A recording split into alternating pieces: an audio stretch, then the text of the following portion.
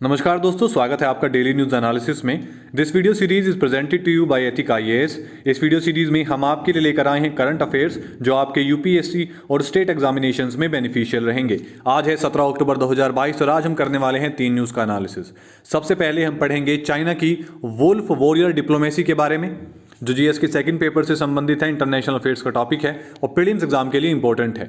दूसरा हम पढ़ेंगे मेंटल हेल्थ से रिलेटेड एक स्टिग्मा के बारे में, जो जीएस के सेकंड पेपर से संबंधित है और सोशल इशू का एक कोज है।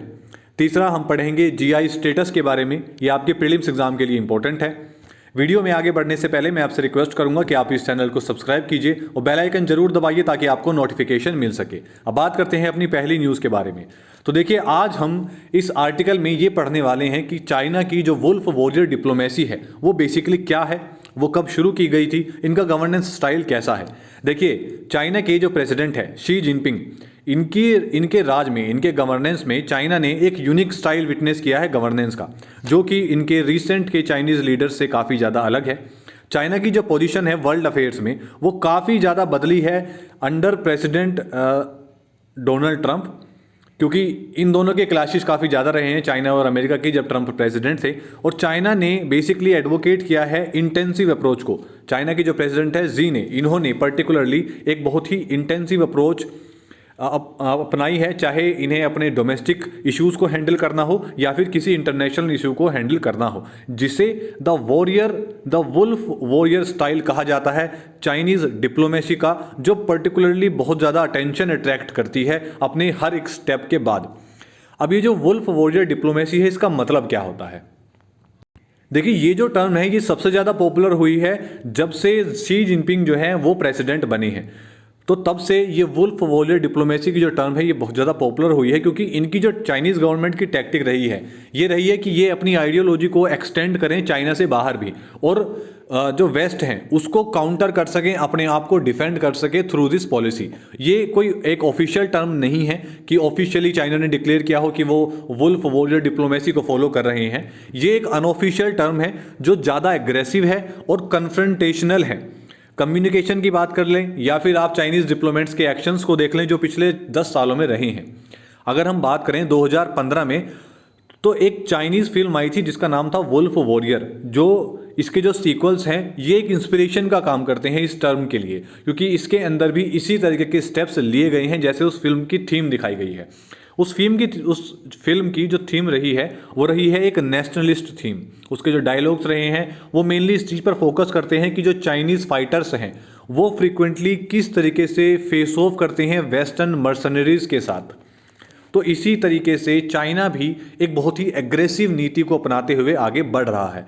अब आप सोच रहे होंगे कि चाइना को ऐसी क्या नीड आई थी कि वो वुल्फ वॉरियर डिप्लोमेसी को अपने जो इंटरनेशनल अफेयर्स हैं या डोमेस्टिक अफेयर्स हैं उसके अंदर यूज़ करने लगा। तो देखिए, सबसे बड़ा जो चेंज आया था वो आया था शी जिनपिंग के प्रेसिडेंट बनने के बाद। अब क्योंकि ये एक ऑथोरिटेरियन पर्सन है, इनकी टेंडेंसी जो है वो हुक्म चलाने वाली है, तो इन्होंने अपने जितने भी इनसे पहले लीडर्स रहे हैं उनके कंपैरिजन में ज़्यादा एग्रेसिव पॉलिसी अपनाई, जिसकी वजह से जब डोनाल्ड ट्रंप प्रेसिडेंट रहे हैं तो इनके अमेरिका के साथ जो रिलेशन है वो भी काफ़ी हद तक बिगड़े हैं। दूसरा, कोरोना वायरस के समय पे जब चाइना के ऊपर काफ़ी ज़्यादा एक्यूजेशंस लगाए गए कि ये जो पूरा पेंडेमिक है, ये जो वायरस फैला है ये चाइना की वजह से फैला है। दूसरा, जो चाइनीज़ ऑफिशियल्स हैं वो बहुत ही सिंपली कहते हैं कि हम सिर्फ अपने जो चीज़ हम बिलीव करते हैं हम उसका स्टैंड लेते हैं, और हम कहीं ना कहीं कन्फ्रंट करते हैं वेस्टर्न इंटरफेरेंस को। जो वेस्टर्न कंट्रीज़ हमारे एरिया में इंटरफेरेंस करने की कोशिश करती हैं हम सिर्फ उसे काउंटर करते हैं, और जिस चीज़ पर हम बिलीव करते हैं उस चीज़ पर एक स्ट्रॉन्ग स्टैंड रखते हैं। अब देखिए, ये जो प्रैक्टिस है ये बेसिकली किस तरीके की है, हमें कैसे पता चलेगा कि ये जो वुल्फ वॉरियर प्रैक्टिस डिप्लोमेसी ये फॉलो कर रहे हैं। उसका एक एग्जांपल अगर हम ले तो वो क्या है, आपने कुछ चीज़ें देखी होंगी, जैसे सोशल मीडिया पर अगर किसी भी चाइनीज़ मीडिया के बारे में या किसी भी चाइनीज़ गवर्नमेंट से संबंधित कोई वेस्टर्न आउटलेट हो या चाइना के अंदर भी कोई आउटलेट हो ऐसा जो चाइना को क्रिटिसाइज़ करता है, तो उसके लिए जो चाइनीज़ ऑफिशियल्स हैं वो एकदम काउंटर एलिगेशंस के साथ आ जाते हैं। मतलब वो प्रैक्टिकली एक अटैक लॉन्च कर देते हैं। चाहे अगर कोई भी क्रिटिसिज्म वेस्टर्न कंट्रीज से है तो वो वेस्टर्न कंट्रीज के खिलाफ एक attack basically proactive launch tax शुरू कर देते हैं जिसके अंदर सैंक्शंस लगा दिए जाते हैं या कुछ और एक्शंस लिए जाते हैं, तो ये बहुत ज़्यादा एग्रेसिव नीति अपनाते हैं। इसीलिए इस नीति को शी जिनपिंग के अंदर एक वुल्फ वॉरियर डिप्लोमेसी का नाम दिया गया है। अब बात करते हैं दूसरी न्यूज़ के बारे में। तो देखिए 10 दिसंबर को वर्ल्ड मेंटल हेल्थ डे मनाया गया है।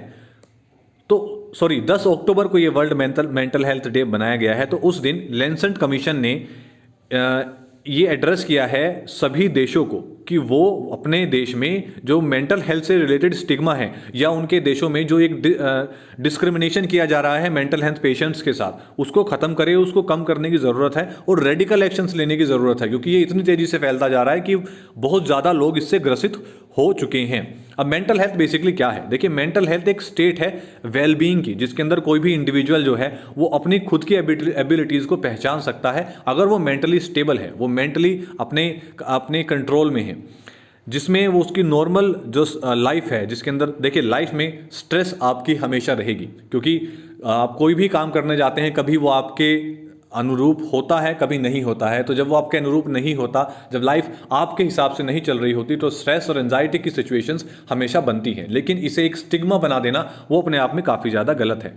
अब जो लोग मेंटली काफ़ी ज़्यादा हेल्दी रहते हैं वो प्रोडक्टिवली काम करते हैं और अच्छे खुश रहकर काम करते हैं, जिससे वो अपनी कम्युनिटी में, अपनी कंट्री में एक बेहतर कॉन्ट्रीब्यूशन भी दे पाते हैं, भले ही वो नॉर्मल स्ट्रेस में हो। लेकिन इस कमीशन ने ये हाईलाइट किया है कि देखिए इसका काफ़ी ज़्यादा नेगेटिव इम्पैक्ट्स हैं कि अगर कोई पर्सन मेंटली हेल्थ से गुजर रहा है या मेंटल डिसऑर्डर से किसी भी तरीके से वो मानसिक रूप से परेशान है, तो इसके काफ़ी ज़्यादा नेगेटिव इम्पैक्ट हैं। 90% लोगों ने ये माना है कि जो मेंटल हेल्थ कंडीशन है ये बहुत ज़्यादा नेगेटिवली इम्पैक्ट करती है इस स्टिग्मा और डिस्क्रिमिनेशन की वजह से। अगर कोई मेंटली परेशान है किसी चीज़ को लेकर और ये एक स्टिग्मा बना हुआ है कि अगर कोई मेंटली परेशान है तो वो काफ़ी ज़्यादा उसको लोग एक तुच्छ नज़र से देखते हैं या उसके साथ भेदभाव का थोड़ा स्वभाव रखते हैं, तो इसकी वजह से भी ये कंडीशन और ज़्यादा ख़राब हो जाती है। दूसरा, 80% लोगों का मानना यह है कि सिर्फ स्टिग्मा और डिस्क्रिमिनाइजेशन की वजह से, इस भेदभाव की वजह से कंडीशन और ज़्यादा ख़राब होती है मेंटल हेल्थ के इशू में। अब इनका मानना यह है, 90% लोगों का, ये जो सर्वे किया गया है, इस सर्वे में जितने भी लोगों का सर्वे किया गया है उसमें से 90% लोग ये मानते हैं कि जो मीडिया है वो एक बहुत अहम भूमिका निभा सकता है इस स्टिग्मा को, इस सोच को ख़त्म करने में कि मेंटल हेल्थ का इशू एक बहुत बड़ा इशू है। ये एक ऐसी चीज़ें हैं जो जब से कोविड पेंडेमिक हुआ है तब से अगर आप बात करें तो ग्लोबली मेंटल हेल्थ कंडीशंस में 8 में से 1 आदमी मेंटल हेल्थ की समस्या से गुजर रहा है। इसका मतलब ये है कि पूरी दुनिया में 1 बिलियन लोग ऐसे हैं जो मेंटल हेल्थ कंडीशंस के अंदर जी रहे हैं। इसका मतलब ये है कि एक एस्टिमेट अगर लगाया जाए तो मात्र 25% का जो इंक्रीज हुआ है वो सिर्फ और सिर्फ पेंडेमिक के ईयर में हुआ है। यहाँ पर लोग डिप्रेशन और एंजाइटी के गहराव में आ गए हैं, लोग डिप्रेशन में चले गए हैं, इनकी एंजाइटी लेवल जो है वो काफ़ी ज़्यादा बढ़ गया है। सिर्फ पेंडेमिक के इस ईयर में 25% जो है इजाफा हुआ है। इस जो स्टिग्मा है इसके बहुत ज़्यादा नेगेटिव इम्पैक्ट हैं। सबसे पहला, सोशल एक्सक्लूजन। इसका मतलब ये है कि जितने भी जो लोग मेंटल हेल्थ कंडीशंस के अंदर रहते हैं इन्हें सोशली एक्सक्लूड कर दिया जाता है। इन्हें लोग बाग इनके साथ उठते बैठते नहीं हैं, बातचीत नहीं करते हैं, भेदभाव की एक भावना रखते हैं, जिसकी वजह से इनकी कंडीशन और ज़्यादा ख़राब हो जाती है। दूसरा, जो हेल्थ केयर एक्सेस है, इन्हें उतना हेल्थ केयर एक्सेस नहीं मिल पाता जितना कि एक नॉर्मल मेंटल हेल्थ पेशेंट्स को मिलना चाहिए, क्योंकि इतनी ज़्यादा मेंटल हेल्थ प्रॉब्लम से रिलेटेड जो हेल्थ फैकल्टी है वो डेवलप्ड भी नहीं है।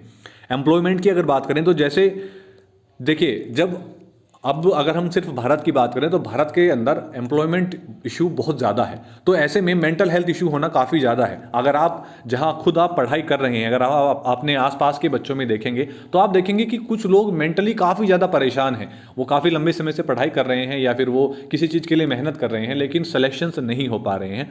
तो ऐसे में भी मेंटली अपने आप को एक वेलबींग की स्थिति में रखना एक चैलेंज बनता जा रहा है, क्योंकि आपके पास कोई एम्प्लॉयमेंट है ही नहीं। जो अर्ली डेथ्स हैं जिसके अंदर जो हेल्थ इम्प्लीकेशंस हैं, अब ये मेंटल हेल्थ की वजह से लोगों की जो मौत है वो काफ़ी ज़्यादा जल्दी होती जा रही है, क्योंकि स्ट्रेस और एंजाइटी इतनी ज़्यादा है कि वो उनकी उम्र अपने आप ही धीरे धीरे कम होती जा रही है। इसके ऊपर कमीशन के कुछ सजेशंस हैं। कमीशन का कहना है कि देखिए बहुत इमीडिएट एक्शन लेने की ज़रूरत है और वो ज़रूरत किसे है? गवर्नमेंट्स को, इंटरनेशनल ऑर्गेनाइजेशंस को, जो एम्प्लॉयर्स हैं जिनके पास लोग काम करते हैं, जो हेल्थ केयर प्रोवाइडर्स हैं, और मीडिया ऑर्गेनाइजेशंस को। इन्हें इमीडिएट एक्शंस लेने की ज़रूरत है ताकि इस स्टिग्मा को और इस भेदभाव को ख़त्म किया जा सके। जो लोग इन एक्सपीरियंस को जी चुके हैं उनके एक्टिव कंट्रीब्यूशन की ज़रूरत है ताकि वे उन लोगों के साथ बैठ सकें जो लोग फिलहाल इस कंडीशन में हैं या मेंटली थोड़े परेशान हैं, इस कंडीशन को फेस कर रहे हैं, ताकि उन्हें भी थोड़ी हिम्मत मिल सके और इस स्टिग्मा और भेदभाव को ख़त्म किया जा सके। अगर हम बात करते हैं सिर्फ भारतीय कॉन्टेक्स्ट की, तो देखिए इसके अंदर ये जो मेंटल हेल्थ से रिलेटेड स्टिग्मा है ये कुछ हद तक कम जरूर हुआ है, लेकिन ये अभी भी भारत की एक बहुत रियल और प्रेजेंट प्रॉब्लम बना हुआ है। अगर हम बात करते हैं सिर्फ महिलाओं की, तो महिलाओं के अंदर सीवियर मेंटल डिसऑर्डर्स जो हैं वो देखे गए हैं। उसका सबसे बड़ा कारण है कि उन महिलाएं और उनके फैमिली मेंबर्स के द्वारा फेस किए जाने वाला स्टिग्मा। अब आप देखिए महिलाएं जो हैं वो एम्प्लॉयमेंट का भी इशू फेस कर रही हैं। भारत के अंदर महिलाओं को अभी भी इतनी ज़्यादा एम्प्लॉयमेंट अपॉर्चुनिटीज़ नहीं हैं जितनी होनी चाहिए, और ऐसे में अगर उनकी मैरिज भी थोड़ी हार्ड चल रही है या हार्श मैरिज है तो ऐसे में मेंटल हेल्थ कंडीशन उनकी काफ़ी ज़्यादा ख़राब रहती है और सबसे ज़्यादा केसेस सीवियर पाए गए हैं वुमेन्स के अंदर। अब देखिए इसको ख़त्म करने का या इसको कम करने का क्या मेथड हो सकता है, इसको हम कम कैसे कर सकते हैं। सबसे पहले जो लोग मेंटली इस तरीके से परेशान हैं या किसी भी कंडीशन से गुजर रहे हैं, हमें उनका सोशल कॉन्टैक्ट बढ़ाने की ज़रूरत है, ताकि जितने ज़्यादा लोगों के साथ वो बैठेंगे अपने एक्सपीरियंस को शेयर करेंगे तो वो अपनी मेंटल इलनेस को धीरे धीरे ज़्यादा इफेक्टिव तरीके से ख़त्म कर सकते हैं और ये जो स्टिग्मा है और भेदभाव है इसे भी ख़त्म किया जा सकता है।